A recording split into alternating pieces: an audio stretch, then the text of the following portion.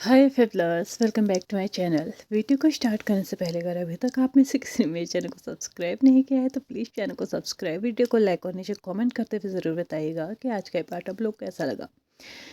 I know बहुत time हो चुका है और इस स्टोरी को ना कुछ ज़्यादा ही टाइम हो चुका है क्योंकि ये स्टोरी सच में बहुत ज़्यादा लंबी हो गई है। लेकिन सच बता रही हूँ, मेरे पास सिर्फ एक ही जगह वीडियो अपलोड करने का टाइम होता है, जिसकी वजह से ना मैं दोनों चैनल्स को साथ साथ नहीं चला पा रही हूँ। तो चलिए, जैसे तैसे करके मैं इस स्टोरी को कंप्लीट करने की पूरी कोशिश करूँगी। आज नहीं, एटलीस्ट 4 से 5 एपिसोड इसके कम से कम और आएंगे। तो चलिए, पेनफुल लव के नेक्स्ट पार्ट को स्टार्ट करते हैं। लास्ट पार्ट में हमने देखा था कि कल्टिवेशन वर्ड की महारानी ने सभी लोगों को यहाँ पे जिल्लिन ताई में बुला लिया था, जिसके चलते उसने सभी से ये बोला था कि वो पूर्व कुल प्रमुख यानी कि अपने ब्रदर इन लॉ, अपने फादर इन लॉ और अपने हस्बैंड, इन सभी की जो मर्डर मिस्ट्री थी ना, उसके बारे में बात करना चाहती है।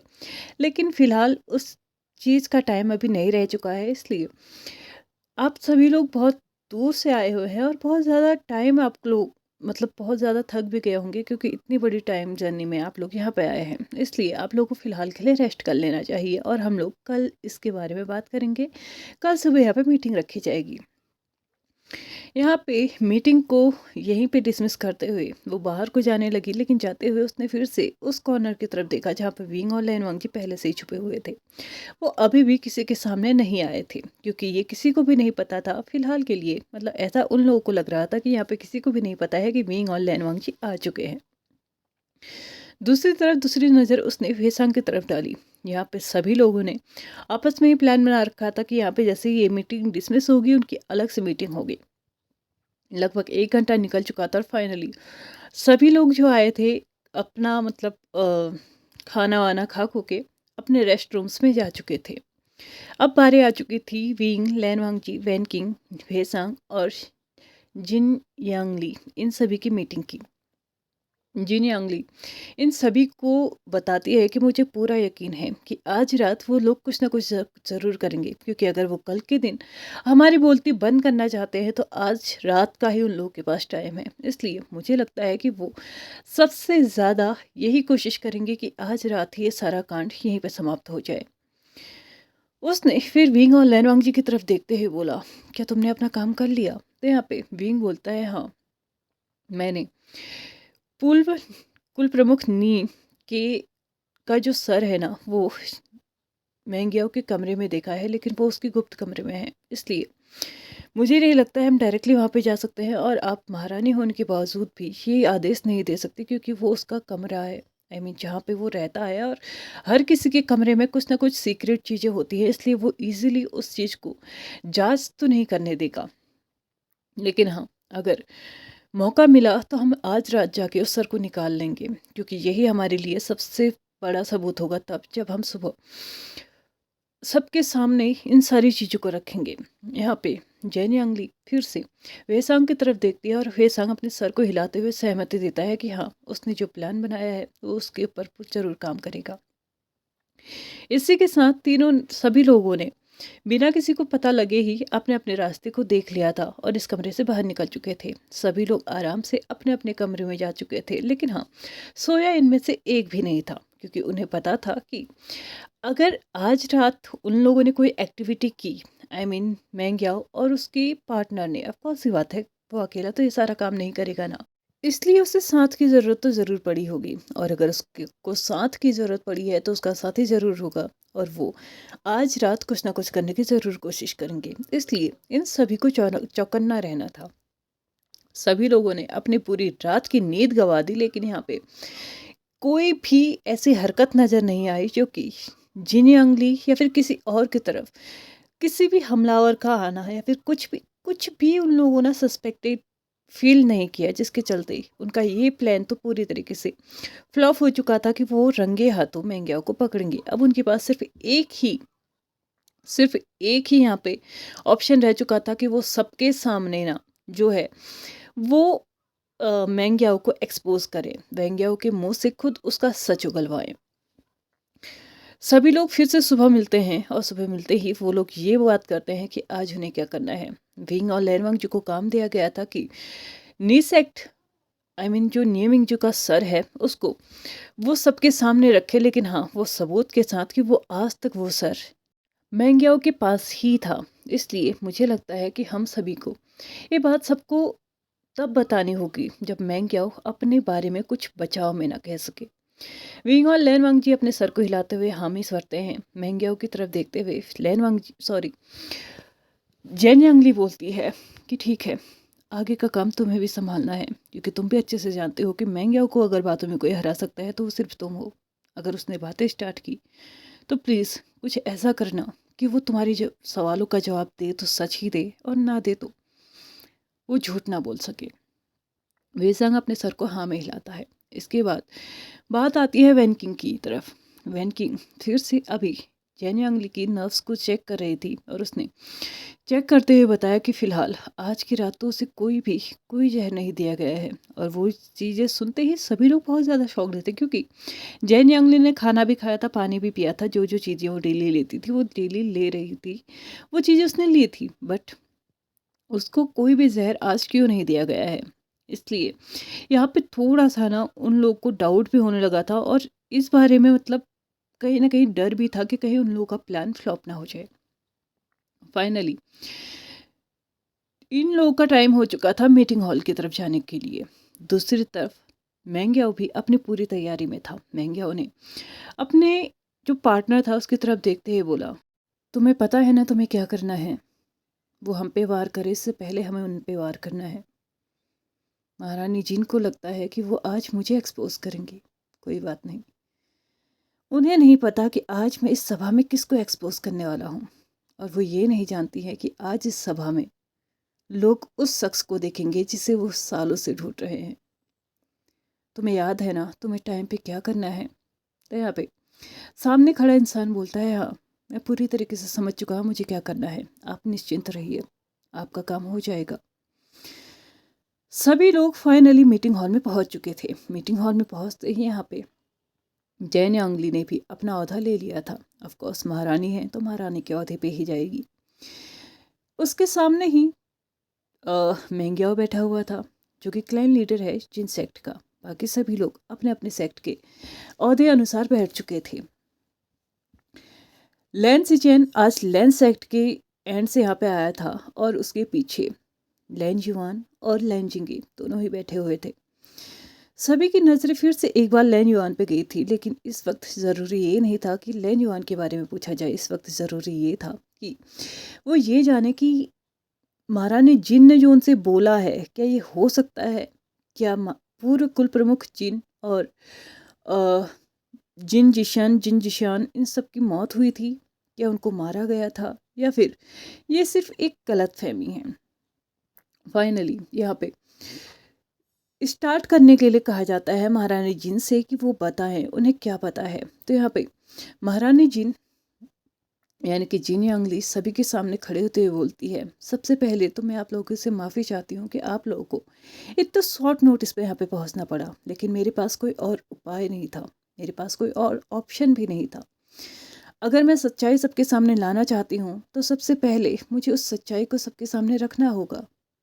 कहीं ऐसा ना हो कि मैं इस सच्चाई की तह तक जाने तक सारे गवा दूँ, सारे सबूत गवा दूँ, क्योंकि वो इंसान इतना इतना शातिर है कि आज नहीं तो कल वो ये काम ज़रूर करता। इसलिए मुझे वक्त रहते ही सबसे पहले सच्चाई आप लोगों को बतानी होगी। जैसे कि हम सभी जानते हैं कि मेरे पति, मेरे देवर और मेरे ससुर तीनों की ही मृत्यु हो चुकी है।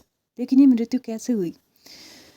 यहाँ पे तभी एक सेक्ट का लीडर बोलता है, ये हम सभी जानते हैं कि आपके हस्बैंड की और आपके ब्रदर इन लॉ की डेथ कैसे हुई थी, वो वीवू जियान की वजह से हुई थी। तो यहाँ पे जैन यांगली उनकी तरफ देखते हुए बोलती है, बिल्कुल नहीं, उन दोनों की डेथ बिल्कुल भी वीवू जियान की वजह से नहीं हुई थी।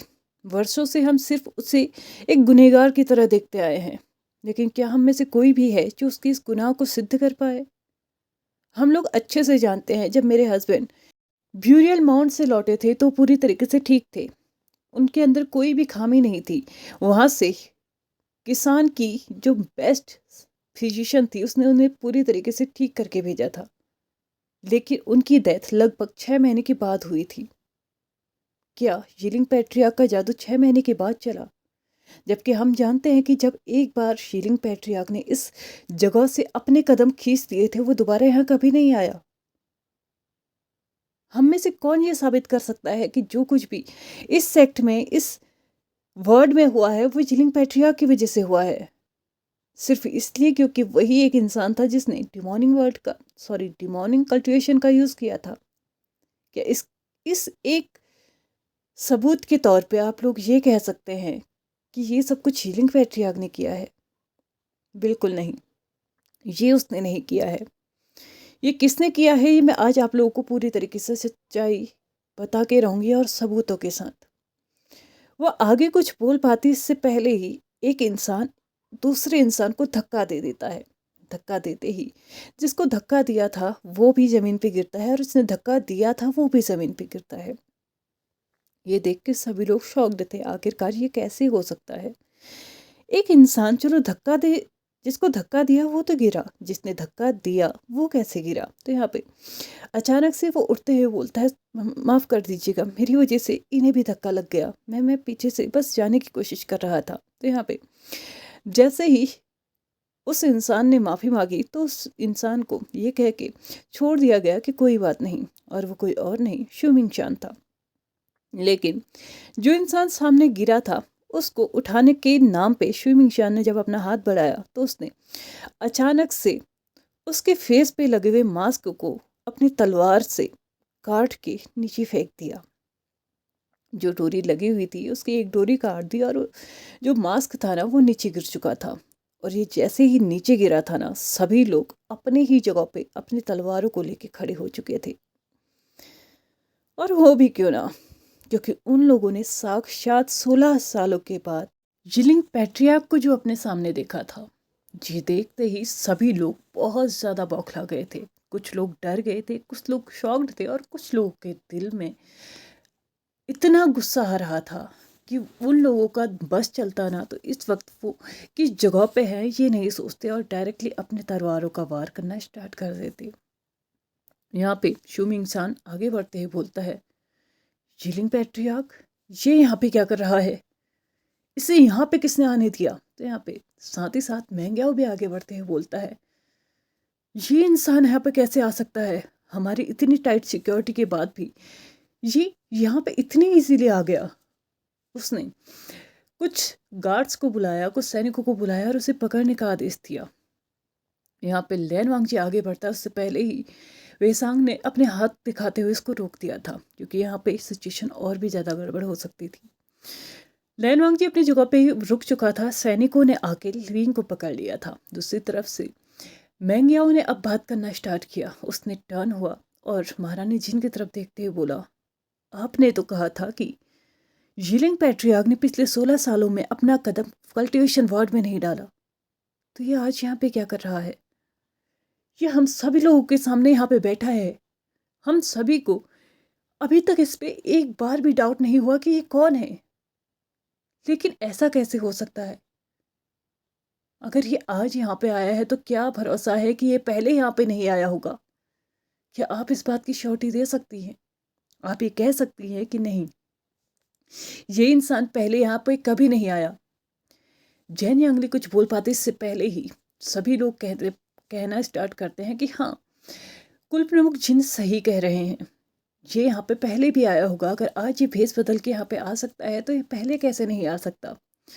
और मुझे लगता है, सभी लोग ये कहना स्टार्ट कर चुके थे कि उन्हें ये लगता है कि शायद महारानी जिन को बहलाया फुसलाया गया है, जिसकी वजह से वो ये मानने के लिए तैयार नहीं है कि उनके हस्बैंड, उनके ब्रदर इन लॉ, उनके फादर इन लॉ की डेथ इसकी वजह से हुई थी। जबकि अगर हम पास्ट को देखें तो उनकी डेथ काले जादू की वजह से हुई थी, और जो कि इस दुनिया में, इस कल्टिवेशन वर्ल्ड में विभूषण के अलावा कोई और नहीं करता है। यहाँ तरह तरह की बातें होने लगी थी।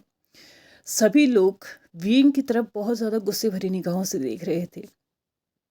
साथ ही साथ उसमें लैन चिरेन, जैन चेंग, ऐसे इंसान भी यहाँ पे मौजूद थे जो कि उन सभी का सच में साथ दे रहे थे। जो ये कह रहे थे कि शायद हाँ, वो लोग एकदम सही हैं। वो लोग सही हैं क्योंकि सिर्फ़ इस दुनिया में एक ही ऐसा इंसान है जो कि काला जादू जानता है, ब्लैक मैजिक जानता है, और वो सिर्फ़ और सिर्फ़ विंग ही है। विंग के अलावा ये काम कोई और कर ही नहीं सकता। जैन यांगली सभी को चुप कराने की कोशिश कर रही थी, लेकिन सभी इतना डर सहम गए थे कि उन लोगों के मुंह अब बंद नहीं हो सकते थे, और आखिरकार इतने सालों के बाद उन्होंने विंग को देखा था तो कैसे चुप रह जाते, कैसे वो ये कहने के लिए पीछे रह जाते कि विंग की गलती थी। आखिरकार उन्हें एक और मुद्दा मिल चुका था विंग के अगेंस्ट जाने का, और विंग का अचानक यहाँ पे आ जाना ये तो ऑटोमेटिकली साबित कर रहा था कि यार विंग तो पहले भी कल्टीवेशन वर्ल्ड में आया होगा। उसने ज़रूर कहा था कि वो हीलिंग की एरिया से बाहर नहीं आएगा, इधर कदम नहीं रखेगा, लेकिन अगर आज ही भेस बदल के मास्क पहन के आ सकता है तो क्या गारंटी है पहले नहीं आया होगा। वेंग्याओ ने अपनी चाल तो चल दी है, लेकिन क्या इस चाल का तोड़ जैन यांगली, विंग, लैन वांगजी, फेसांग, वैनकिंग किसी भी इंसान के पास होगा? ये तो हम देखेंगे आने वाले एपिसोड में, क्योंकि अभी मेरा टाइम हो चुका है इस पार्ट को यहीं पे ख़त्म करने का। तो चलिए फ्रेंड्स, आज के इस पार्ट को हम यहीं पे ख़त्म करते हैं।